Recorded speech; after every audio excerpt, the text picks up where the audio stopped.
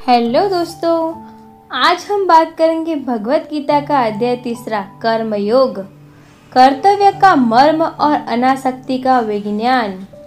स्वागत है आपका इस विशेष यात्रा में, जहां हम जानेंगे भगवत गीता का 3 अध्याय कर्म योग, जो हमारे जीवन को रोशनी से भर सकता है।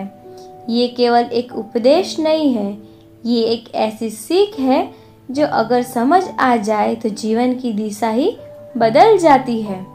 जब जीवन के रास्ते जटिल हो जाए, जब कर्म और धर्म के बीच फर्क समझ न आए, तब एक आवाज हमारे भीतर से निकलती है, क्या करूं और क्या ना करूं।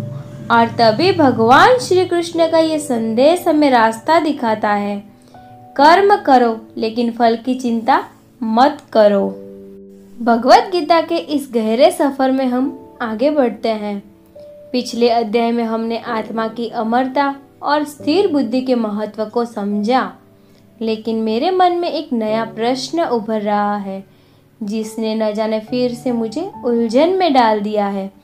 श्री कृष्ण कहते हैं, अर्जुन का प्रश्न कोई नया नहीं है, ये हम में से हर उस व्यक्ति का प्रश्न है जो ज्ञान और कर्म के बीच संतुलन खोजना चाहता है। जब अर्जुन ने बुद्धि की श्रेष्ठता सुनी तो उन्होंने सोचा कि शायद ज्ञान ही सब कुछ है और कर्म से विरक्ति मोक्ष का मार्ग है। बिल्कुल, मैंने सोचा कि यदि बुद्धि कर्म से श्रेष्ठ है तो फिर मुझे इस भयंकर युद्ध में क्यों धकेला जा रहा है? क्यों मुझे हिंसा का कार्य करने के लिए कहा जा रहा है, जबकि आप ज्ञान और शांति की बात कर रहे हैं? ये विरोधाभास मुझे समझ नहीं आ रहा है। और यही से परमपिता श्री कृष्ण ने कर्म योग के गढ़ रहस्य को समझाया। ये अध्याय हमें बताता है कि कर्म करना हमारा स्वभाव है और सही मायने में कर्म करके ही हम शांति और मोक्ष प्राप्त कर सकते हैं। तो आइए आज इसी ज्ञान की गहराई में हम उतरते हैं। कर्म की अनिवार्यता, ज्ञान और कर्म का संबंध क्या है?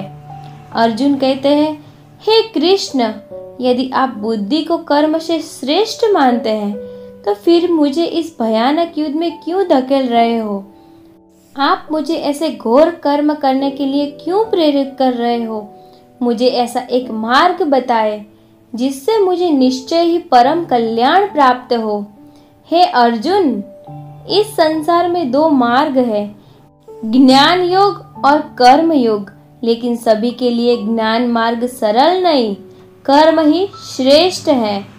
कृष्ण मुस्कुराते हुए बोले, अर्जुन, इस संसार में निष्ठा 2 प्रकार की बताई गई है, ज्ञानियों के लिए ज्ञान योग और योगियों के लिए कर्म योग द्वारा। कोई भी व्यक्ति एक क्षण भी कर्म किए बिना नहीं रह सकता। हर प्राणी प्रकृति के गुणों द्वारा विवश होकर कर्म करता है। तुम कर्म से विरक्त नहीं हो सकते। जीवन का अर्थ ही कर्म है। सांस लेना भी एक कर्म है। कर्म से ही विकास है, कर्म से ही मुक्ति है। यदि कोई व्यक्ति अपनी इंद्रियों को बाहर से रोक ले पर मन ही मन विषयों का चिंतन करता रहे तो वह मिथ्याचारी कहलाता है, वह पाखंडी है। सच्चा कर्मयोगी वो है जो मन से इंद्रियों को वश में करके अनासक्त भाव से अपने कर्म इंद्रियों द्वारा कर्तव्य कर्म करता रहे। तो क्या कर्म करना अनिवार्य है? हम चाहकर भी कर्म से बच नहीं सकते, बिल्कुल नहीं। शरीर को चलाने के लिए भी कर्म आवश्यक है। तुम कर्म किए बिना शरीर का निर्वाह भी नहीं कर सकते। इसलिए निर्धारित कर्मों को करो, क्योंकि कर्म न करने की अपेक्षा कर्म करना श्रेष्ठ है। अकर्मण्यता से तुम्हारा जीवन भी असंभव है। मनुष्य कर्मों के बंधन में तभी फंसता है जब वह आसक्ति के साथ कर्म करता है। हे कुंती पुत्र, तुम अनासक्त भाव से अपने कर्तव्य कर्म करो। आसक्ति से रहित होकर कर्म करने से मनुष्य को परम पद की प्राप्ति होती है। आज हम सोचते हैं मैं कुछ नहीं करूंगा, सब ऊपर वाले पर छोड़ दूंगा। लेकिन गीता कहती है तुम्हारा शरीर, तुम्हारी शक्ति, ये सब कर्म के लिए है, भागने के लिए नहीं। एक नदी को देखो, वो रुकती नहीं। सूरज रोज उगता है, चांद रोज चलता है, ये सब बिना किसी स्वार्थ के कर्म करते हैं। अब हम जानेंगे अनासक्ति कर्मयोग और यज्ञ की अवधारणा। अर्जुन कहते हैं, हे कृष्ण, आपने अनासक्ति की बात की, लेकिन कर्म कैसे करे कि उसमें आसक्ति न हो, और यज्ञ से इसका क्या संबंध है? कृष्ण कहते हैं, अर्जुन, प्रजापति ब्रह्मा ने सृष्टि के आरंभ में ये यज्ञ सहित प्रजाओं को रचकर उनसे कहा कि तुम इस यज्ञ द्वारा वृद्धि को प्राप्त हो जाओ, और ये यज्ञ तुम्हारी कामनाओं को पूर्ण करने वाला हो। यज्ञ का अर्थ है किसी उच्च उद्देश्य के लिए अपना कर्म करना, समर्पण भाव से। तुम देवों को यज्ञ द्वारा संतुष्ट करो और वे देव तुम्हें संतुष्ट करेंगे। इस प्रकार आपस में एक दूसरे को संतुष्ट करते हुए तुम परम कल्याण को प्राप्त होंगे। जो व्यक्ति यज्ञ द्वारा प्राप्त वस्तुओं का भोग करता है वह चोर ही कहलाता है। यानी जो व्यक्ति केवल अपने लिए कर्म करता है और जो समाज या दूसरों के प्रति अपने कर्तव्य को नहीं निभाता, वो पापी कहलाता है। तो क्या हर कर्म एक प्रकार का यज्ञ है यदि उसे सही भावना से किया जाए? हाँ अर्जुन, यही कर्म योग का सार है। जो व्यक्ति बिना किसी आसक्ति के अपने कर्तव्य कर्म करता है वह पाप से मुक्त रहता है। जैसे कमल का पत्ता जल से अप्रभावित रहता है, ऐसे व्यक्ति का कर्म बंधन का कारण नहीं बनता। ये ज्ञान योग से भी अधिक श्रेष्ठ है, क्योंकि इसमें तुम ज्ञान प्राप्त करते हुए भी समाज और सृष्टि के प्रति अपनी भूमिका निभाते हो। जो लोग केवल इंद्रिय सुख के लिए जीते हैं वे व्यर्थ ही जीते हैं, उन्हें इस जीवन का कोई लाभ नहीं मिलता। इसलिए बिना आसक्ति के कर्म करो, क्योंकि अनासक्त होकर कर्म करने से मनुष्य को परम लक्ष्य की प्राप्ति होती है। जनक जैसे ज्ञानी राजाओं ने भी आसक्ति रहित कर्मों से ही सिद्धि प्राप्त की थी। तुम्हें भी लोक संग्रह, समाज कल्याण के लिए कर्म करना चाहिए। जब हम अच्छे कर्म करते हैं तो हमारा परिवार, समाज, बच्चे हमसे प्रेरणा लेते हैं। आपका हर कर्म किसी का भविष्य बना सकता है, इसलिए अपने कर्म से उदाहरण बनो। श्रेष्ठ पुरुष का आचरण कामना और क्रोध पर नियंत्रण कैसे करता है? अर्जुन कहते हैं, हे कृष्ण, आपने कर्म की अनिवार्यता और अनासक्ति भाव से कर्म करने की बात की, लेकिन लोग बुरा कर्म क्यों करते हैं जबकि वे जानते हैं कि ये गलत है? ऐसी कौन सी शक्ति है जो व्यक्ति को पाप करने के लिए विवश करती है? कृष्ण कहते हैं, अर्जुन, वह काम है इच्छाएं, और वही क्रोध है जो रजोगुण से उत्पन्न होती है। ये महान पापी है और यही संसार में सबसे बड़ा शत्रु है। जैसे अग्नि धुएं से, दर्पण मैल से और गर्भ झिल्ली से ढका रहता है, वैसे ही ज्ञान इस कामना से ढका रहता है। ये कामना ही ज्ञान को ढक देती है। ये इंद्रियों, मन और बुद्धि को अपना आश्रय बनाती है और इन्हीं के माध्यम से ज्ञान को ढककर जीवात्मा को मोहित करती है। इसलिए तुम्हें सबसे पहले अपनी इंद्रियों को वश में करना चाहिए और इस पापी कामना को नष्ट करना चाहिए जो ज्ञान और विज्ञान का नाश करती है। तो हमारे अंदर के ये शत्रु कामना और क्रोध ही हमें गलत रास्ते पर ले जाते हैं। इन्हें कैसे वश में करें? अर्जुन, इंद्रियां स्थूल शरीर से श्रेष्ठ है, मन इंद्रियों से भी श्रेष्ठ है और बुद्धि मन से श्रेष्ठ है और आत्मा उस बुद्धि से भी सर्वश्रेष्ठ है। अंत अपनी बुद्धि द्वारा मन को वश में करो और इस प्रकार कामना रूपी इस दुर्गम शत्रु को जीतो। अपनी बुद्धि को आत्मा में स्थित करो। जो श्रेष्ठ पुरुष आचरण करता है दूसरे लोग भी उसी का अनुकरण करते हैं। वह जो प्रमाण स्थापित करता है लोग उसी का अनुसरण करते हैं।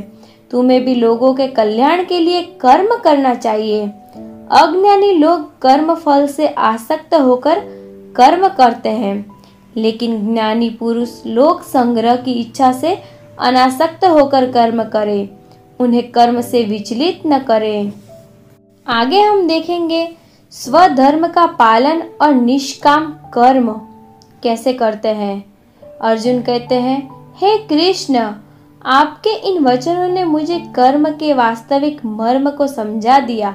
अब मैं समझा कि कर्म से भागना समाधान नहीं है, बल्कि सही भावना से कर्म करना ही सच्चा मार्ग है। कृष्ण कहते हैं, यही कर्म योग है अर्जुन।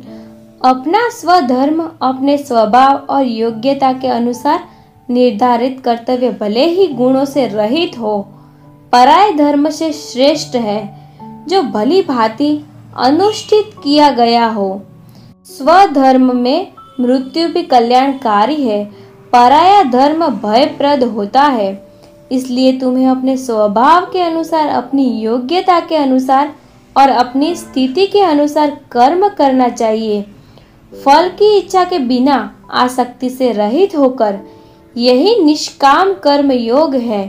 ये तुम्हें संसार के बंधनों से मुक्त करेगा और परम शांति प्रदान करेगा। हर व्यक्ति के जीवन का एक उद्देश्य है। तुम किसी और की नकल करके महान नहीं बन सकते। अपनी राह चुनो, भले वो कठिन हो, वो तुम्हारी होगी और वही तुम्हारा धर्म होगा। हाँ, अब मैं समझ गया, कर्म करना अनिवार्य है। उसे अनासक्ति भाव से करना चाहिए और अपने भीतर के कामना और क्रोध जैसे शत्रुओं को पहचान कर उन्हें जीतना चाहिए। ये ज्ञान मुझे अंदर से मजबूत बना रहा है। धन्यवाद कृष्ण, अब मैं अपने कर्तव्य के लिए तैयार हूँ। तो दोस्तों, भगवत गीता का 3रा अध्याय हमें ये सिखाता है, कर्म करो पर फल की चिंता मत करो। ये हमें बताता है कि जीवन में हम जो भी करते हैं वह महत्वपूर्ण है, लेकिन उसे किस भावना से किया जाता है ये उससे भी ज्यादा महत्वपूर्ण है। ये हमें अपने स्वधर्म को समझने और उसे पूरी निष्ठा से निभाने की प्रेरणा देता है। कामना और क्रोध जैसे आंतरिक शत्रुओं को पहचान कर उन पर विजय पाना ही सच्चा योग है। हम आशा करते हैं कि ये संवाद आपको भगवत गीता के इस गहरे अध्याय को समझने में मदद करेगा। अपने जीवन में इन सिद्धांतों को अपनाएं और देखें कि कैसे आपके कर्म आपको बंधन में नहीं डालते, बल्कि आपको मुक्ति की ओर ले जाते हैं। मनुष्य को अपने कर्तव्य कर्म से पीछे नहीं हटना चाहिए, चाहे परिस्थिति कितनी भी कठिन क्यों न हो। जीवन का उद्देश्य कर्म है, कर्म से भागना नहीं है। तो कर्म बिना स्वार्थ, बिना अपेक्षा के किया जाए, वही आत्मा को शुद्ध करता है और वो ईश्वर से जोड़ता है। दूसरों की राह भले ही सरल लगे, लेकिन अपने कर्तव्य का पालन करना ही सच्चा धर्म है।